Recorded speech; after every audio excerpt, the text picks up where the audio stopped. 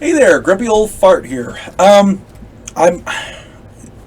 before I get started on this video, I want to plug the other channels of that I have. I put all my stuff on Grumpy Old Fart, but my political stuff tends to get flagged a lot. So my wife had created a number of other channels for me. Grumpy Old UFOlogist is where this is going to go. If you enjoy my gaming stuff, Grumpy Old Gamer is there as well. On Rumble, I'm Grumpy Old Fart. No spaces, all one word, Grumpy Old Fart, and you can find me there. But the reason I do that is my political stuff gets flagged, so in order to continue putting videos up, I have these other channels. Apparently, YouTube does not respect the First Amendment. Rumble does, so keep that in mind. If you enjoy my paranormal, UFO, unexplained stuff, unexplained megalithic sites like this video, Grumpy Old UFOlogist. And I thank you for your subscription. On with the video. I haven't done one of these in a while, and I found a site. I happened to stumble upon this, to be honest. And this site is remarkable. For those of you who don't know, Nan Madol, Nanmadol, Nan Madol, is an archaeological site adjacent to the eastern shore of the island of Pohnpei. I'm going to say it's, excuse me, I'm going to say it's pronounced Pohnpei because otherwise it sounds like Pompeii over there in Greece, and it's not. Pompeii was a city where Vesuvius erupted and covered it up, and they're doing archaeological sites there. This is different. This is an island called Pohnpei, Pohnpei. I'm going to call it Pohnpei, to differentiate. I don't know if that's the correct pronunciation, but there it is.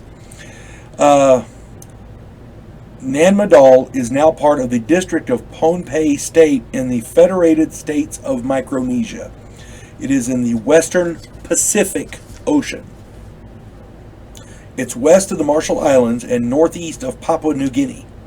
It is literally in the middle of the ocean. Nan Madol was the capital of the, I'm going to try to pronounce this right, Sauleur, Saudeleur, Sauleur dynasty, until about 1628. The city of Nan Madol was constructed in a lagoon.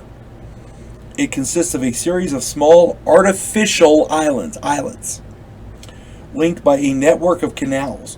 The site, with its stone wall enclosure, encompasses an area of about 1.5 kilometers long by about 0.5 kilometer wide, and it contains almost 100 artificial islets. These small islands are platforms of stone and coral fill. So they made these platforms and they filled them with coral, and that's how you get the island on there. These are artificially constructed.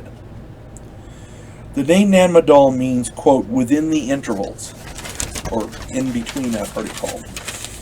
But it was originally called Saun Nan Lang. I hope I got that right, which means Reef of Heaven. The mystery of this island is that the megalithic structures that make up the city, the walls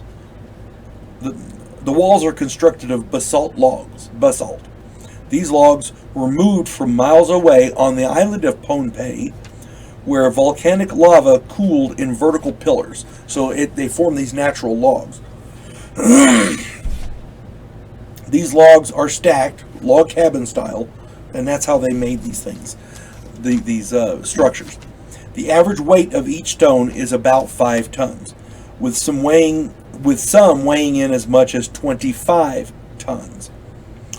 The stones and columns are so heavy that conventional or mainstream scholars have yet to determine how they were moved, how it was built, or who even built it. No technology existed on the island capable of hoisting them. The population was never numerous enough to reasonably be able to build it. On top of that, they theorized that they put these basalt logs on bamboo rafts. So the problem is nobody can figure out how to build a bamboo raft capable of supporting a 1-ton basalt log. Some of these are 25 tons. You see the problem? It doesn't work. Some experts say that the massive effort required to build this megalithic structure rivaled that of the pyramids. It would have required the entire 25,000 inhabitant population to build. But that runs into the same problem as that other site, Göbekli Tepe. Food and water, neither of which is on the island. If anyone was working, if everyone was working, who imported the food and water? Logistically, for every one worker, there has to be between 5 and 10 people working to feed them and to bring them water, that kind of thing. See to their needs. This is compounded by the fact that there's no fresh water source. Göbekli Tepe was landlocked, so they had to carry water. Did the builders of Nan Madol know a way to purify seawater for drinking? And if so, how do we not have fresh drinking water for the entire world today? Places like Africa and the Middle East and the American Southwest all struggle for potable water. And these people were able to get it there. Now, keep in mind, they had boats, so they could have loaded up fresh water and brought it over. That's fine. They could have done that with food. The problem is there wasn't enough people. They had to have outside people bringing them stuff. There wasn't anybody nearby. So it raises questions. Let's talk about moving these massive stones. Remember, 5 to 25 tons. Modern archaeologists have failed to move a 1-ton stone with comparable technology.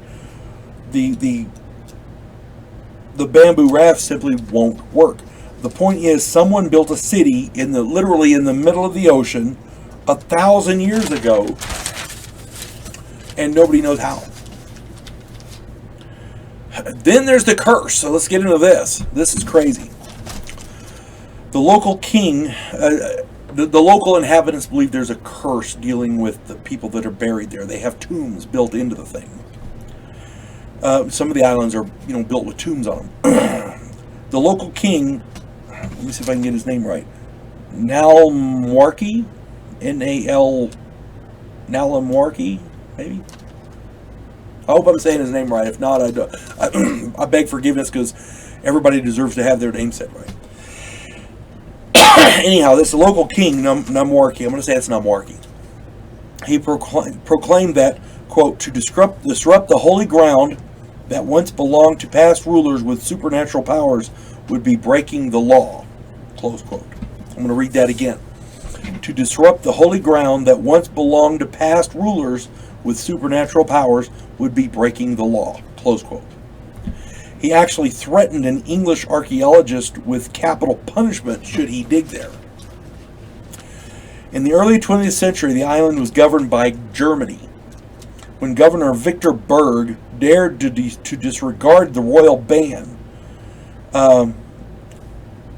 bad things happened. What happened was he entered the sealed tomb and opened the coffin of ancient rulers. Now, in the tombs, he found skeletal remains of giants measuring 2 to 3 meters. That's between 6 and 9 feet tall. So he disturbed these tombs, right? That night, there was a wild storm with lightning and torrential rains. Governor Berg lay delirious, claiming that he could hear continuous conch shells blowing all night long. Next day, Governor Berg died, and the doctor on site could not determine the cause. This is about as mysterious as it gets, considering this was in the early 20th century. You're talking 1900s, early 1900s. So, essentially, you got to build an artificial island in the middle of the ocean that somebody built a city on that nobody can figure out how they did this 1,000 years ago, with a curse, and by the way, and no food and water, other than maybe fish, and a curse that is inexplicable. So yeah, I'm thinking that's an unexplained megalithic site. I'm just saying. Anybody who knows any more about this, stick it in the comments. I'll be glad to read it. Until then, all we got is what we got. You folks have a good day. God bless one and all.